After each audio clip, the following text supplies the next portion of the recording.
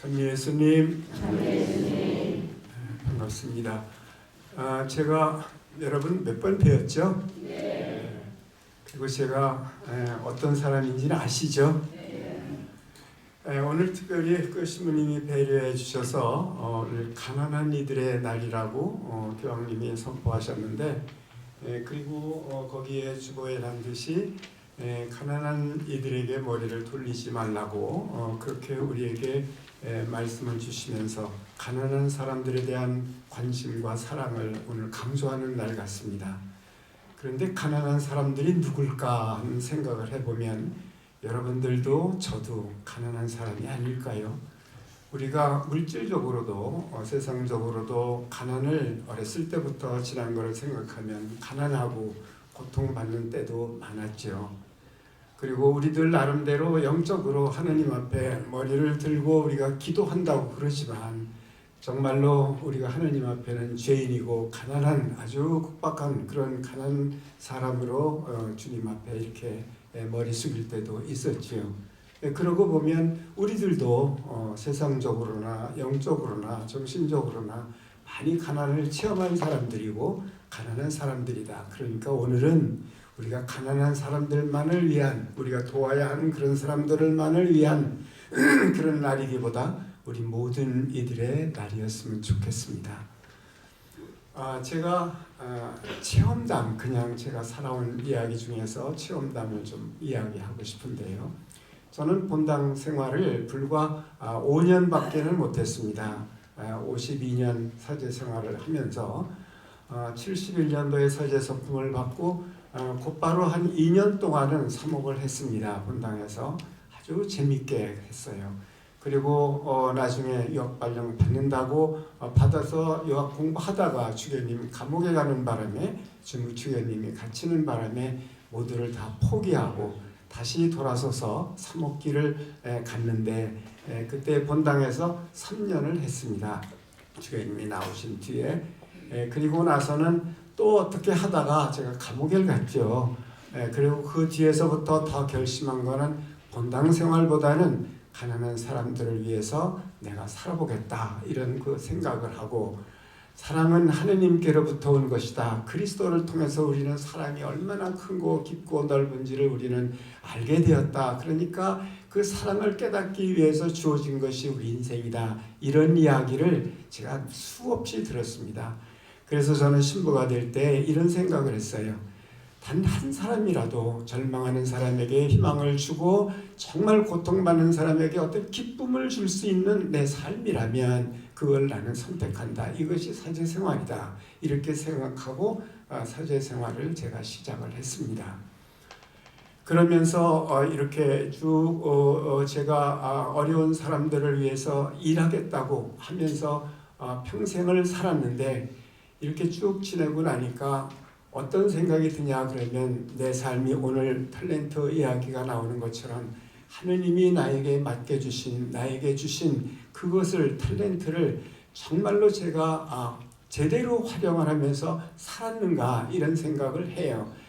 그래서 그동안에 50년 동안 살아온 어려운 사람들을 위해서 살아오면서도 저는 엎치락 뒤치락 하면서 이렇게 살아왔던 그 삶을 마지막 정리하고 희망재단을 이제 이사장도 내놓고 81세가 되어서, 제가 만 81세가 되어서 모든 것을 끝낸다 생각하고 저는 이제 이 모든 것을 하느님께 다 봉헌할 것이다. 그러고는 제가 마치 자랑이라도 하듯이 제 자신의 자만심을 갖듯이 성지순례를 가기로 마음을 먹었는데, 지난 5월 달에 여기 과달루페 성모님을 가서 이렇게 뵙기로 했는데 비자가 나오질 않아요. 저 같은 사람은 미국의 범죄인이 되기 때문에 비자를 꼭 받아야 하는데 비자가 5개월 동안 나오질 않아서 미루고 아프리카를 먼저 갔다 오고 그 다음에 비자가 나와서 여기를 오게 되었는데, 마침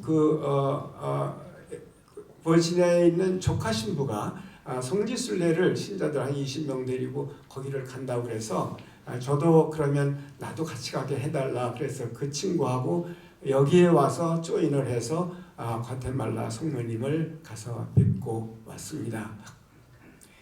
제가 이번에 성령님을 뵙고 거기서 성지 순례를 하면서 큰 은혜를 받았다, 이런 얘기를 여러분들한테 하고 싶어요. 저는 거기를 가면서 그 가이드하는 거기서 안내하는 그 사람, 그 율리아노라고 그러는 분인데, 이 카나다 토론토에서 그런 성지 순례 같은 거를 하는 여행사를 하는 분이었어요. 그분이 여러 가지 이야기를 하는 중에 제가 너무 아주 무식하게 답답하게 그 친구에게 물었습니다. 성모님이 이 과테말라에서 우리에게 준 메시지가 도대체 무엇입니까? 이렇게 제가 물었어요. 저는 사실 몰랐으니까요, 그거를 제대로요. 그래서 물으니까 그분이 대답하기를, 한참 동안 나를 보더니 뭐라고 그러냐 그러면 이렇게 얘기를 해요. 주님을 만나는 거죠. 그리스도를 받아들이는 거죠. 그리스도를 만나라고 하는 것이 그분이 우리에게 주는 메시지입니다. 그러면서 그 소리를 듣고, 나는 그동안의 생활을 정말 성모님께 다 이렇게 봉헌을 하면서 바쳐드리면서 뭔가 여기에서 마치 은혜를 받으려고 여기를 왔는데 나는 만난다는 생각을 못한 것 같다. 그러면서 성모님을 만나야겠다, 그리스도를 정말로 만나야겠다 하는 생각을 단단히 굳히고 3일 동안을 지나기로 약속을 하고 거기서 마음속으로 다짐을 하고 지냈습니다. 그래서 거기서 성지 순례를 하는데 성모님 그 상본을 마지막 보내주기 전에 마야 문명에 대한 이야기를 다 설명을 하면서 시작을 해요. 그 마야 문명이 우상주의라는 표현을 우선 하고요. 사람의 심장을 이렇게 뽑아서 그거를 제단 위에 바치면서 달을 신으로 하고 해를 신으로 하고 이렇게 공경하던 그 우상 숭배를 하던 그 마야 문명, 그 민족들 몇천 년을 내려오던 그 위에 그리스도가 들어오고, 그리스도가 성모님께서는 그 그리스도 위에 그리스도를 받아들이고 그 위에 큰 성전을 지으라고 했다.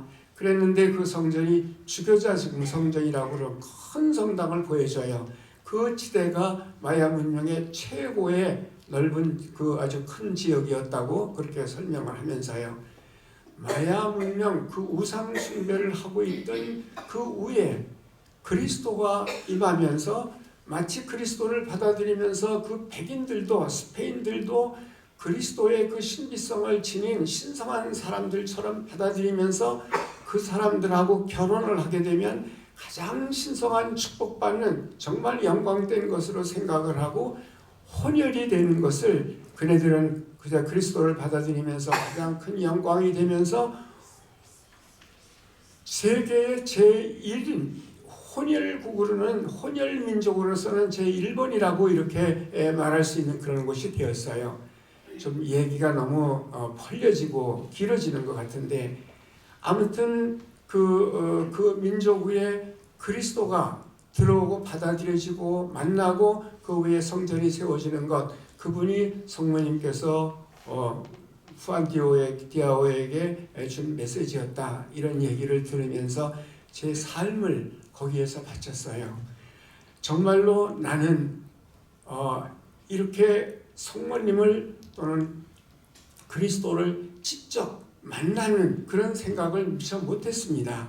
그랬는데 제가 거기에 올라가서 그 이야기를 듣고 성모님 발현한 그 꼭대기 맨 성전에 올라가서 작은 성전에서 무릎을 꿇는 순간에 제가 그동안에 많은 죄를 짓고 또는 엎치락뒤치락 하면서 원망하고 비방하면서 사제생활을 했지만은 그것이 사제생활한 것이 정말로 주님을 만나기 위해 가난한 사람들을 위해서 일한다고 그러면서 가난한 사람들 속에 있는 그리스도를 만나기 위해서 내가 한 것이 아니라 내 명예나 내 어떤 그 세상에서 이렇게 업적을 남기기 위해서나 내가 다른 사람들에게 어떤 인정을 받기 위해서나 어른들에게 인정을 받기 위해서나 이런 것을 위해서 내가 살았지, 정말로 그리스도를 만나기 위해서 내가 산 것이 아니다, 한 번도 만난 적이 없지 않느냐, 이런 생각을 하면서 그 성모성 앞에 그 제대 난간에 성체 난간에 무릎을 꿇었을 때 얼마나 많이 울었는지 몰라요. 정말 이거는 제가 여러분들에게 신앙 고백처럼 하고 싶은데 30분 동안을 제가 눈물을 흘리면서 거기서 이게 울음이 나오는데요. 도저히 그것을 다른 사람들 앞에 너무 부끄럽고 창피해가지고 소리를 낼 수도 없고요. 흑흑거리고 있었는데 거기 같이 온 자매가 저한테 옷을 벗어서 무릎을 여기다가 끌어줘요. 그때 제가 어떤 생각을 많이 했냐 그러면 제가 그 후에 정말로 은혜를 많이 받았다 이런 생각을 했습니다. 저는 여태까지 가난한 사람들을 위해서 일한다는 생각을 했어요. 그러나 가난한 사람들 속에 있는 가난한 사람들과 함께하고 있는 그리스도를 만나는 것은 제가 체험을 못했습니다. 아프리카에서 갔다 올 때 아프리카를 여러 번 제가 갔습니다. 한국주교연의 첫 번째 총무를 해서 총무를 하고 그리고 첫 번째 헌금 2차 헌금을 걷고 회비를 걷어서 처음으로 소말리아하고 수단을 갔을 때 그 다음에 2년 후에 다시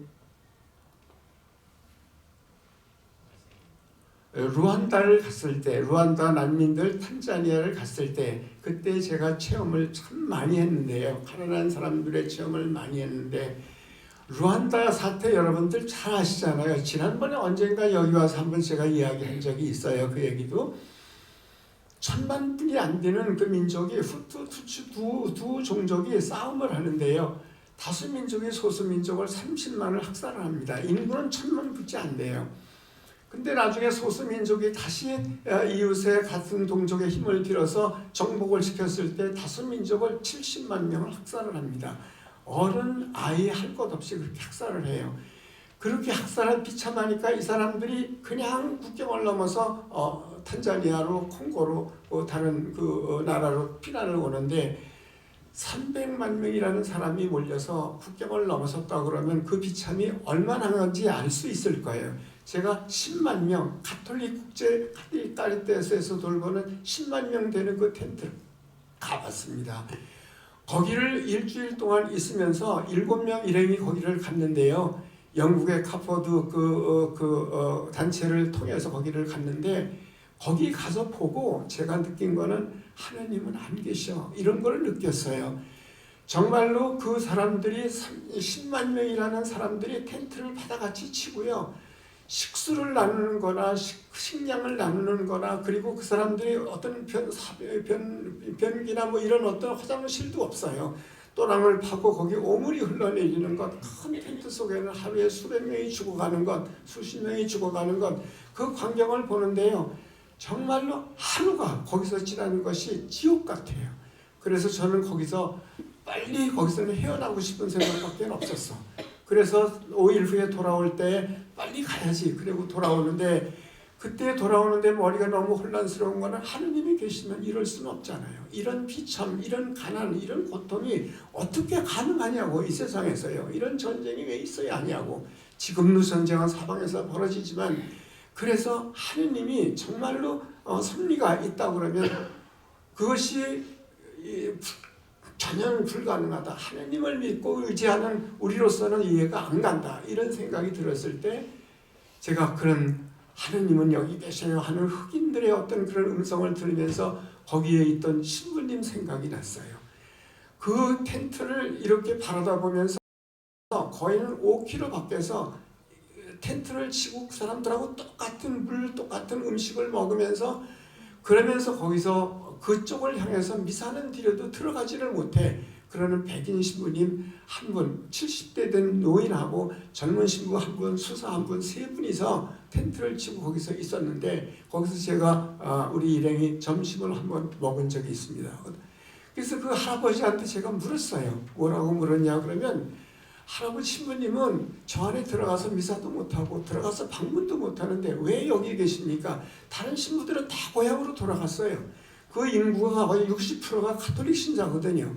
또 흑인들 신부들은 전부 다 다른 콩고 쪽으로 다 가고 그쪽으로는 탄자니아 쪽으로는 오지를 않았다는 거예요. 왔다고 그러더라도 그 부자들 같이 가는 쪽으로만 글루다 다 갔지 이 탄자니아 우리 가톨릭에서 돌보는 쪽은 오지 않았다는 겁니다. 그런데 그 신부님은 거기에서 왜 계시냐라고 물었을 때 이렇게 답변을 하셔요. 저 안에는 내 대자들이 500명이나 있다. 그 500명이라는 사람들은 자기가 세례를 준 사람들을 말해요. 저 사람들이 저기서 죽어가고 있고 저기서 고통을 받고 있는데 내가 그네들을 놔두고 어디를 가냐? 나는 그 안에 있는 예수님을 향해서 나는 미사를 드리고 있고 나는 그를 만나면서 떠날 수가 없다. 이렇게 얘기를 했을 때 큰 감동을 받기는 했는데 그때는 그거를 제가 못 느꼈습니다. 그 신부님이 정말로 그리스도를 만나고 있다는 것을 못 느꼈어요. 그리고 나중에 돌아왔을 때 제가 아주 힘들어서 돌아왔을 때 그 생각을 그때 했는데요. 제가 여러분들한테 같이 오늘 이야기하고 싶은 거는 정말로 우리가 가난한 사람들 이야기를 하고 가난한 사람들을 도와야 하고 그네들하고 함께 해야 한다고 그러지만 제가 하지 못한 것 한이 뭐냐 그러면 나는 가난한 사람들을 돕는다고 말하고 도우려서 온 동네 온 세상을 돌아다니면서 앵벌이 노릇을 이렇게 내가 했고 또는 내 삶이 사제생활로서 고지처럼 마치 행각처럼 이렇게 나는 속으로 다 마음을 먹고 어디든지 원하는 곳이면 내가 가려고 마음을 먹고 다녔지만 내 마음속에서 항상 갈등을 느끼는 게 뭐냐면 나는 가난한 사람들과 같이 고통을 느끼고 함께 사는 삶을 살지를 못했다. 나는 이것이 내가 원하는 거였는데 나중에 알고 생각을 하니까 바로 그 가난한 사람들하고 함께 살고 있는 함께 계시는 바로 그리스도, 바로 그리스도가 십자가에 못 박혀 돌아가시는 그리스도의 그 십자가는 바로 이 가난한 사람들과 함께 하는 거다. 이런 생각을 하니까요. 이런 생각을 하니까 정말 저는 그리스도를 만나지를 못했다 하는 하느님하고 그리스도 가난한 사람들하고 함께 사는 그리스도를 만나지 못했다 하는 생각이 나요. 그 생각을 하면서 성모님을 만나려고 그 앞에 꿇었을 때 아마도 제게는 억수 같은 정말 하느님의 은총이라고 이렇게 생각을 할 수 있겠지만은 제 마음속에서는 뭔지 모르게 터져나오는 것이 그것이 저는 지금 남은 생애를 정리하면서 작은 남은 시간 바로 나는 그 주님 만나고 싶다. 그런 생각에서 갔습니다. 여러분 만일에 우리가 주님을 만나지 않는데 어떻게 사랑이 가능합니까? 만나지 않는데 온 마음을 다해서 온 정신을 다해서 힘을 다해서 사랑해라. 만나지 않는데 그분을 했는데 어떻게 사랑이 가능합니까? 그런데 나는 그 위선을 떨고 살았다. 이런 생각이 들어갑니다. 여러분들도 그 계명을 생각할 수 있다고 그러면 하느님 사랑하라. 그리고 이웃을 사랑하라. 부인이 되어도 좋고 남편이 되어도 좋고 바로 이웃이 되어도 좋은데 그 사람을 내 몸같이 사랑해라. 그것이 가장 큰 계명인데요. 마주하지 않고 마음으로 만나지 않고 어떻게 사랑합니까? 어떻게 그 사람을 위해서 내가 희생할 수 있습니까? 이런 생각을 해요. 그래서 제가 거기 가서 나 주님 만나고 싶어요.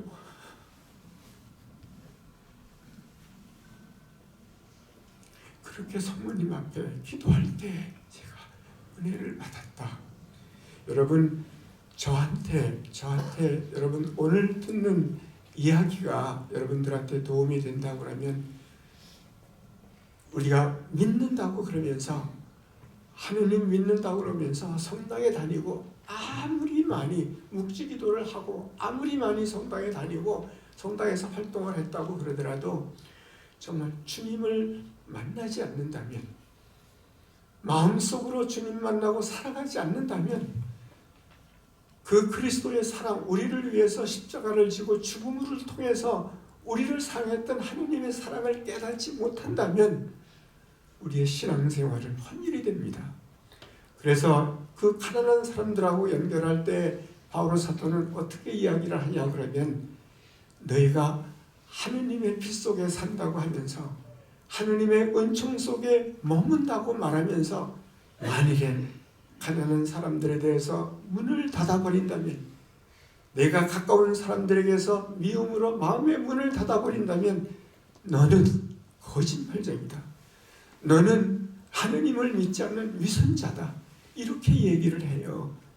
그러면 우리들 오늘 한번 생각해 보는 것 여러분 어떻게 되든가 신앙생활을 해서 좋은 일을 하고 희생을 하고 뭐를 하더라도 그것은 그 고통을 우리를 위해서 나누어 주신 십자가를 주신 그리스도를 내 안에서 만나고 그분의 사랑, 그분의 축복, 그분의 은총 속에서 내가 머물기 위해서 내가 삶을 그분께 봉헌하는 거다. 이런 생각을 했으면 좋겠습니다.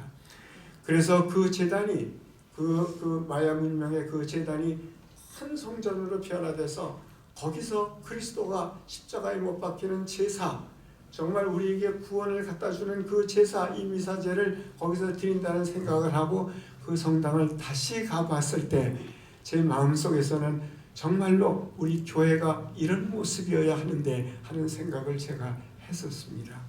제가 아프리카에 가서 수십 번을 제가 갔습니다. 거의 한 10대번을 거기를 갔다고 생각이 드는데요.